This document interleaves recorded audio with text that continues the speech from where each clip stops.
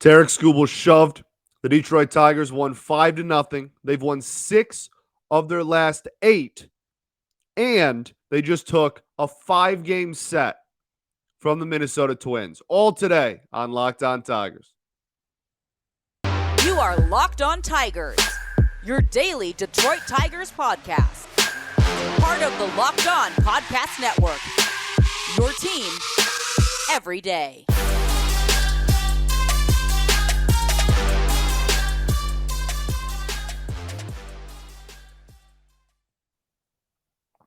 What the heck is up, everybody? Welcome to another edition of Locked On Tigers. I'm, of course, your host, Scott Bentley. Today is Thursday, June 2nd, 2022.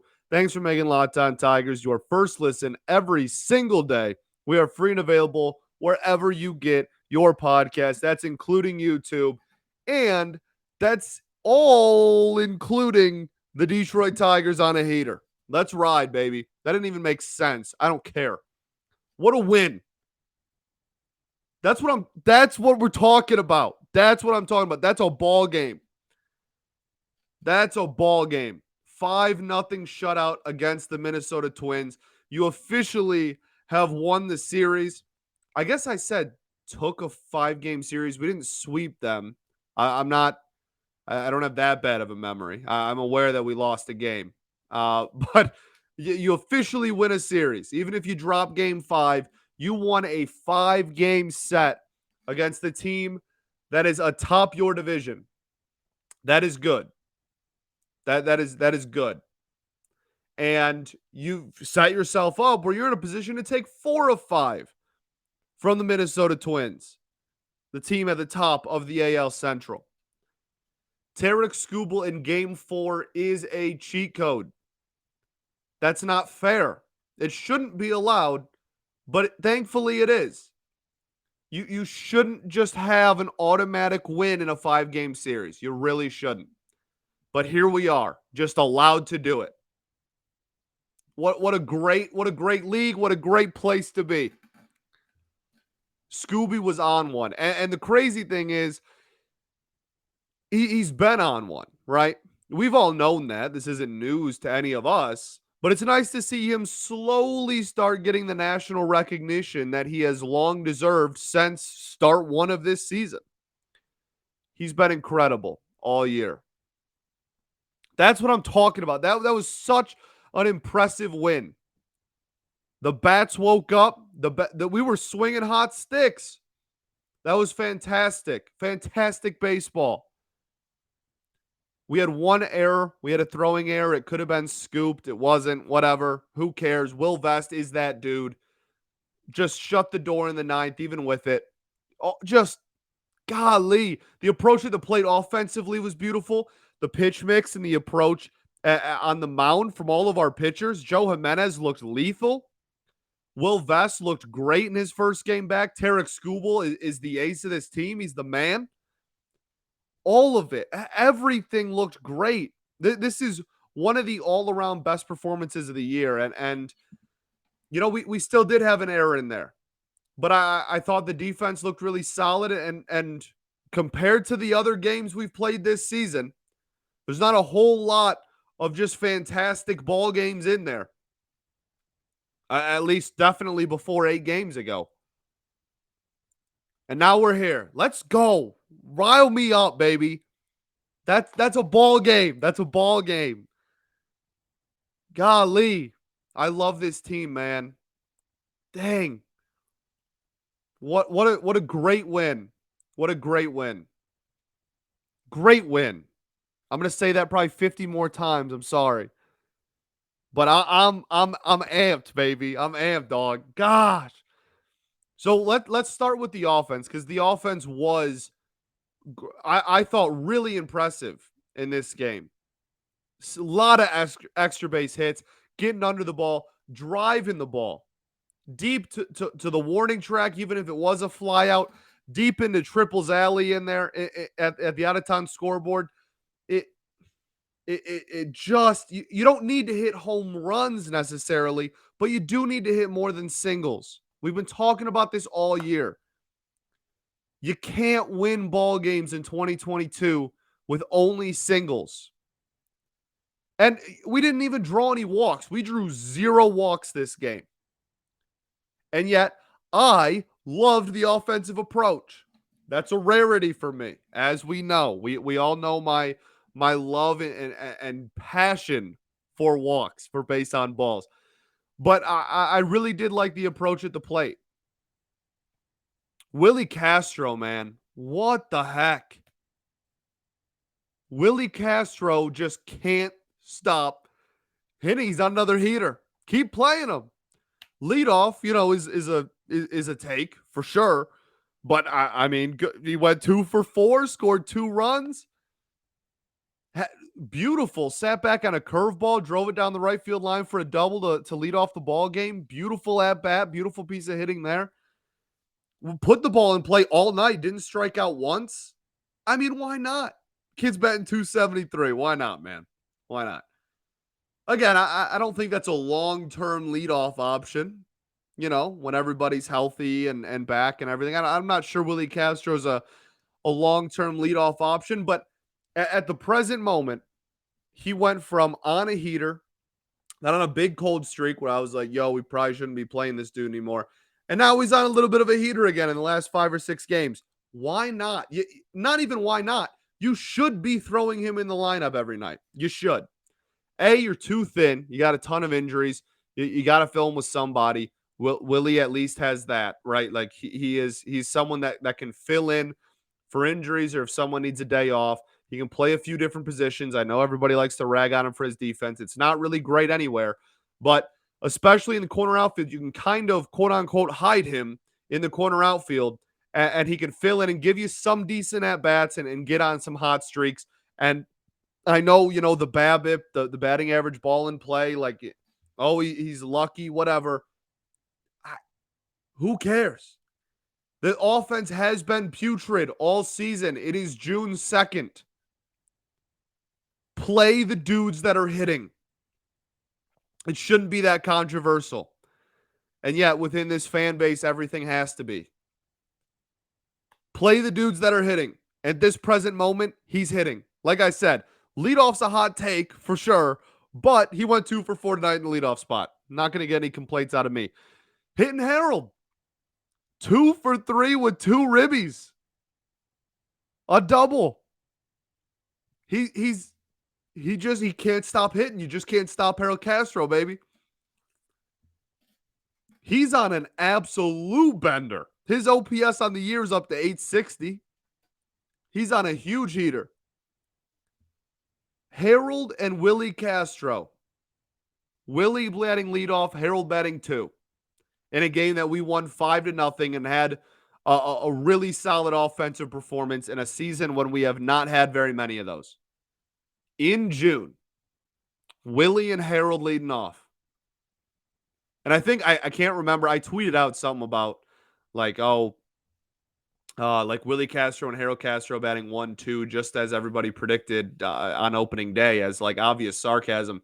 And I can't remember who said it. I'm very sorry. I like to give people credit, but I can't remember who replied to me. But one of my followers replied and said, I think the crazier part is that like nobody's like should be mad about it, right? And like that's facts. Like that's like the offense has been brutal, and those two dudes, love them or hate them, BABIP or not, don't care. They've been hitting, and the rest of the team hasn't. So there they are at 1-2. And in this game combined, they went 4 for 7 with 2 RBIs.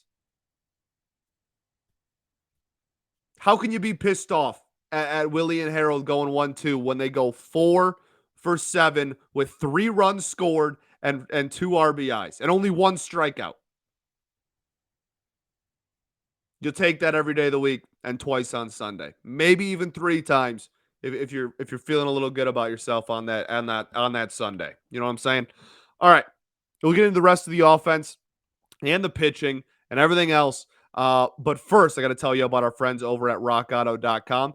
This episode is brought to you by Rock Auto. With the ever-increasing numbers of makes and models, it's now impossible for your local chain auto parts store to stock all the parts that you need. So why endure often pointless, or seemingly intimidating questioning and wait while the person behind the counter orders parts on their computer, choosing only the brand their warehouse happens to carry. You have computers, you have access to rockauto.com at home and in your pocket, so save time and money when using Rock Auto. Why would you choose to spend 30%, 50%, even 100% more from the same parts from a chain store or car dealership? It just does not make sense. Rock Auto is a family business. They're serving do-it-yourselfers for over 20 years. Their prices are reliably low for every customer. They have everything you can need: brake parts, tail lamps, motor oil, even a new carpet. So go explore their easy to use website today and find the solution for your auto parts needs. Go to rockauto.com right now and see all the parts available for your car or truck. And write Locked On in their How Did You Hear About Us box so they know that we sent you. Amazing selection, reliably low prices, all the parts your car will ever need at rockauto.com.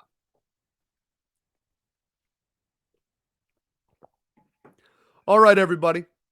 Welcome back to another edition of Locked On Tigers. Before we go any further, I do have to let you know that we have an important favor to ask of you, the listener. We have put together a survey so we can learn more about listeners like you and make your favorite Locked On podcast even better. This is your opportunity to tell us what you like and what you don't like about Locked On Podcasts. So go to lockedonpodcast.com/survey right now to get started. It won't take very long, and everyone that completes the survey can qualify for a chance to win one of 10 $100 Ticketmaster gift cards. To take our audience survey, that's the word, go to lockedonpodcast.com/survey. Thank you so much for your help and participation. Go win that $100. That's a few Tiger games in there. All right. We're back, baby. We're back. Segment 2 here at Locked On Tigers. The Detroit Tigers, are they back? People are asking. People are legitimately asking. They're starting to kind of ask around, are the Tigers back? That's pretty subjective. I think that's kind of your own call. But I'll be darned if winning a 5-gamer against the first team in the division and winning 6 of your last 8 ain't a little nice. Feels good. Feels good, don't it? Let's wrap up the offense here, because there was some more performances that kind of stuck out to me. First off, Miguel Cabrera just keeps on hitting, baby. I know he only had one hit in this one, but all of his at-bats look really good. He swung at one curveball that was like 2 miles out of the strike zone. Besides that, he just looks good at the plate. And it is a lot of singles, and the slugging percentage isn't what it used to be.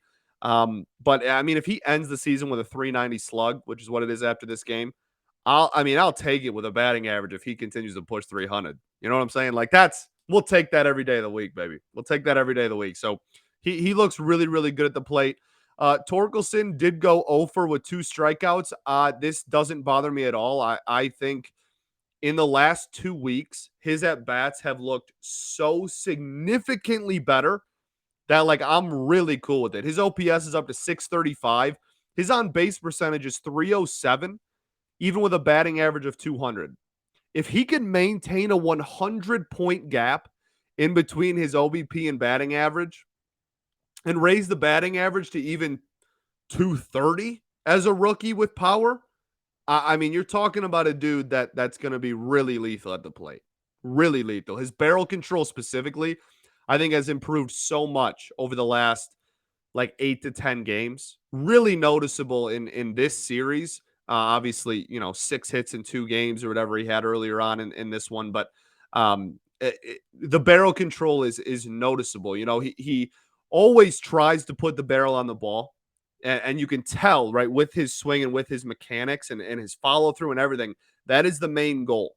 And he's very precise about it. And that's why he's so good at taking pitches out of the strike zone already.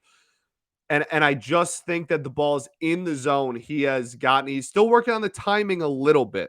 There's still, a little bit late on some fastballs that he should be driving. But if it's a heater low, like, watch out. And if it's a heater middle or up, those are the timings that he's still working on. So steps in the right direction. Batting average finally, it's at exactly 200 after this game, but finally looking a little nicer. But the big thing for me is an on-base percentage of 307, even with that low of a batting average. Beautiful. Cody Clemens goes 0 for again, 0 for 3 on this one. He did have the walk as you're listening to this, 2 days ago. In his debut game, he did have the walk. I really like his stance is very clearly meant for power, and I like watching him hit. And they'll come. It'll come around. He'll hit the ball. He'll hit the rock a little bit. He's nice with the bat, but off to a slow start. Whatever. We're 2 games into his career. Not a big deal. Also, no strikeouts in this game. Like he drove the ball to right field once. He had a pop out to right field as well, but he drove the ball pretty nice to right field at one point. Kind of a pump fake first career home run, but yeah, I don't think he looks overmatched or like not ready for the moment, I guess is my point. He looks solid there at the dish. Jamer with the triple in this one. He continues to impress me. No strikeouts in this one. I thought the approach in this game was really good from Jamer Candelario. I thought the approach from Tucker Barnhart was really good. His one strikeout was a little rough, but even then he worked a couple of balls in there. It's just as a team, the approach at the plate was just so much better than it has been. Jonathan Scope 2 for 4 with 2 RBIs. Like it's just it looked so much better. It looked so much more professional. It was controlled patience, right? I love a good walk. Everybody knows that, but you also have to be aggressive at the balls that you know you can drive. You can't just walk all the time. You can't just hit singles all the time. You can't just go base to base. You got to drive the baseball. And this game was the definition of everybody was patient until they had to be aggressive. And they all nailed it. Everybody looked good at the dish. Everybody. I was very, very impressed. Derek Hill even had a couple of long fly balls, even though he went over. Beautiful day at the plate for the Tigers. 9 hits, 9 base runners, 5 runs on 9 hits. Beauty. Absolute beauty. Let's get into let's just do the bullpen really quick right now, and then we'll save Scooby for last. We'll change it up a little bit. Joe Jimenez looks really good. Joe Jimenez has looked really good all season. He had I think we talked about it last week too. He had at the end of April, I feel like maybe a 2 or 3 game stretch where he gave up a run or something, or given up base runners. Outside of that, this dude has been filthy, and it has a lot to do with pitch mix, and it has a lot to do with tunneling, which I guess plays into pitch mix. But it's four-seam fastball and slider, and that's it, right? But it's tunneled so well that if he goes fastball inside, if he even goes fastball outside, and then goes slider low and away, it's hard to tell the difference between those. And he didn't even get any whiffs in this game, but was getting a lot of called strikes. 7 strikes and 11 pitches for him. Only 1 ball put in play. It was kind of ripped, but it didn't do any damage. 2 strikeouts. It was all 2 strikeouts on no whiffs, man. He just had people confused. Just not even standing there like a house on the side of the road. Shout out Ernie. Like, you know what I mean? It was just you could feel that he was the man on the mound. Very, very impressive performance by Joe Jimenez, and he has been very impressive all year. And then another dude that's just been a dog. You want to talk about the definition of got that dog in him? Will Vest got that dog in him. In the minors for 5 years. Gets drafted in the Rule 5 draft by another team, Seattle. Has like a 6 ERA in half a season with Seattle, and they go, you know what? Never mind. If you cut someone that's a Rule 5 pick, they go back to their original team. He comes back. He goes to the minors. He starts off. He has a decent spring. He makes the team out of camp, and now he is very well trusted within this bullpen. Got that dog in him. What a story. Had a great game in this one as well, even with the misplay. Pretty brutal throw, honestly, by Candelario. And Torkelson was pretty close to scooping that ball, too. But pretty brutal throw there. Even with that, again, a lot of called strikes. Only had 1 whiff, but only threw 10 pitches. 8 of them were strikes. Just a masterclass of a performance by this bullpen. Yet again, continues to be one of the biggest storylines of the year. Is just this bullpen is nails. And if the offense starts hitting on top of a a bullpen that can hold leads like that and hold close games you can go to, and you can run 5, 6 relievers deep and have confidence in just about all of them. That's so dangerous if this offense starts heating up. Don't sleep, baby. Don't sleep. All right. Let's get into segment 3. But first, I got to tell y'all about BlueNile.com. Blue Nile is the original online jeweler. Whether you're ready to pop the question or you're celebrating a milestone moment, find jewelry as unique as her with the modern convenience of online shopping at BlueNile.com. Blue Nile has simple online tools that let you choose the diamond shape, size, and clarity, as well as setting style. Blue Nile's bench jewelers will then handcraft her perfect engagement ring. Each ring is truly one of a kind. Looking for fine jewelry, but having trouble choosing? Well, Blue Nile has jewelry experts on hand 24/7, available via phone, chat, any way to help find a memorable gift at every budget. Make your moment sparkle with jewelry from BlueNile.com. And Locked On Sports, Locked On Tigers, also listeners are getting $50 off of purchases of $500 or more. This podcast exclusive includes engagement. Use code Locked On. That's code Locked On. Plus, every order is insured, ships free, and arrives in discreet packaging that won't give away what's inside. So shop stress free and find your forever peace at BlueNile.com today.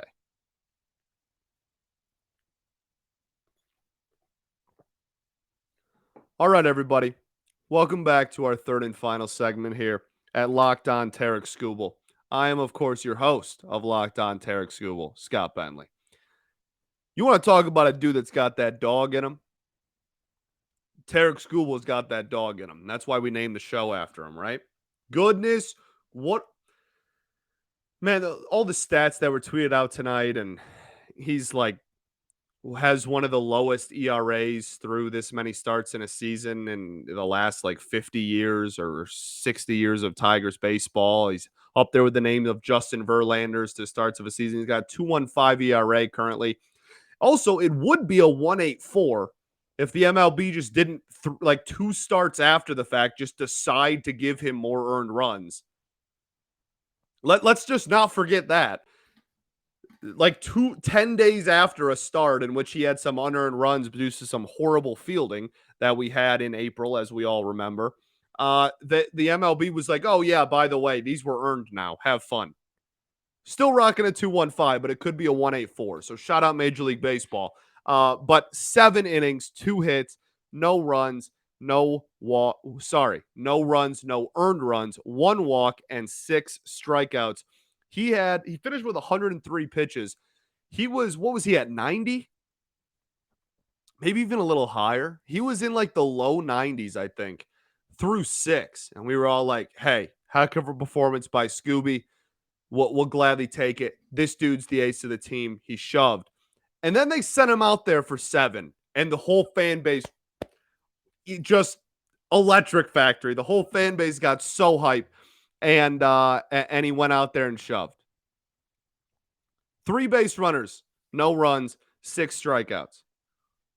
He is that dude. And he's starting to finally get the recognition in the national media as like, hey, like Pitching Ninja's been on him for a while because he has nasty stuff.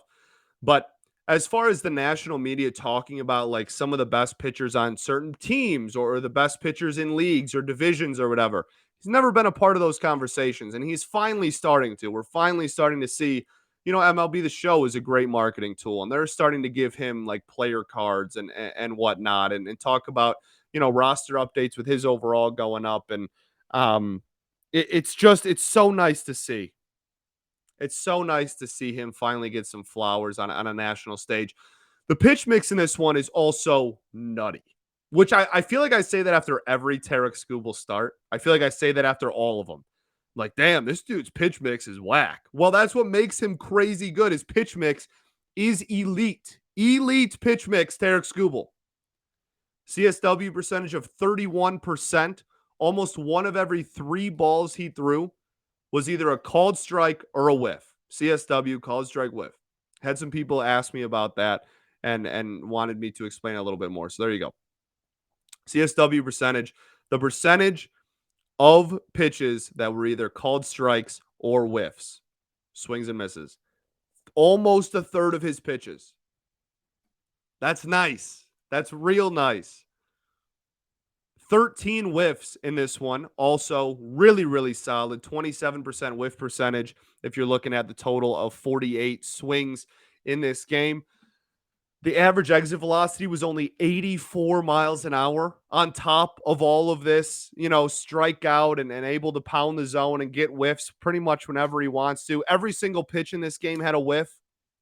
Four-seam fastball, 2 whiffs. Slider, 4 whiffs. Sinker, 2 whiffs. Changeup, 4 whiffs on only 14 times thrown. Knuckle curve, a whiff on 10 times thrown. Every pitch was called a strike at least twice as well. So the knuckle curve was not just like, I'm going to try to get you to chase pitch. He had 2 called strikes on the knuckle curve, 2 on the changeup, 4 on the sinker, 4 on the slider, 7 on the four-seam. Just unreal. Like when you look at the CSW percentage by pitch, every single pitch was 29% or higher. That's incredible. Every pitch was effective. Every pitch was working. 84 mile an hour average exit velo. Every pitch was able to get soft contact. He's just so damn good. And what makes him good is we talked about, I don't remember when, I think a couple of weeks ago now, I think it was after a Brisky start. We were talking about there are different levels to each pitch. There are pitches that can make you swing and look stupid because of how, the ball's 2 feet outside and you make the hitter swing. You have pitches that can make you swing and miss, but, you don't look ridiculous doing it. There are pitches that miss barrels but not bats, and there are pitches that just are flat and hit barrels. Tarik Skubal can do any of them if he so pleases, and that's what makes him so effective. He has nasty enough stuff to get a whiff whenever he wants. I know his whiff percentage is only around like 50th percentile amongst like all pitchers. That's I don't want to say it's entirely by choice, because like obviously if you could just get 3 whiffs in a row every time, then like there you go, then you'd just be a perfect pitcher. But for sake of argument, he can get a whiff almost whenever he wants. He has the stuff. He has the pitch mix. He threw 103 pitches. He threw every pitch at least 10 times and no pitch more than 31 times. That's an unbelievable pitch mix. That's nutty. To just be able to 21 sinker, 27 slider, 31 four-seam, 14 changeup, 10 knuckle curve. Like to just have that in your bag, and all of them are nasty enough to get a decent amount of whiffs if he wants to. So to have that in your back pocket, but also realize if I want to go deeper into games, I'm going to have to let them get themselves out. I can get a quick inning like he did in the 7th, where I know, hey, my pitch count is high. I just want to keep the score down, miss barrels, and just get people out. And that's exactly what he did. It takes such a skilled pitcher to be able to just beat you however they want to beat you, to be in complete control like that. And that is what Tarik Skubal has been from start 1 to yesterday's start. He can get you out any way he wants to get you out. And obviously, the execution does not work every time, or else, again, he would just be a perfect pitcher. But his attack and his approach can change with the seasons, baby, and he can get you out in all 4. He's him. He's unbelievable. And he's only going to continue to get better, and I can't wait to be a part of it. Okay. I think that's everything I got for you. Heck of a show. Heck of a show today. Thanks for making Locked On Tigers your first listen every day. Now for your next listen, check out Locked On MLB. Host Paul Francis Sullivan, please call him Sully, brings you his unique perspective on the major leagues, both past and present. Following the biggest storylines from around the league, follow the #1 daily league-wide podcast, Locked On MLB, on the Odyssey app, YouTube, or wherever you get your podcasts, just like us. Quick other news and notes that we're going to knock out really quick here before we send you on your way. Austin Meadows and Riley Green, both starting for Toledo, both beginning their rehab assignments. That's phenomenal news. And Meadows made it through the entire game. We didn't have any craziness. Riley, both of them made it for as long as they wanted to play. It was great news. Great news. Also, heck of a lineup down there in Toledo. I'm pretty sure the top three was Zach Short, Austin Meadows, Riley Green. It's not a bad top three. And then like Brennan Davis is somewhere mixed in there. Trace Thompson's mixed in there. It's not a bad lineup. It's pretty damn solid lineup for a AAA ball club. So that's all good news. Mize, we already talked about going to the 60. I guess that might have been it. Let's go win 4 of 5 from the division leaders. Why not? Why not?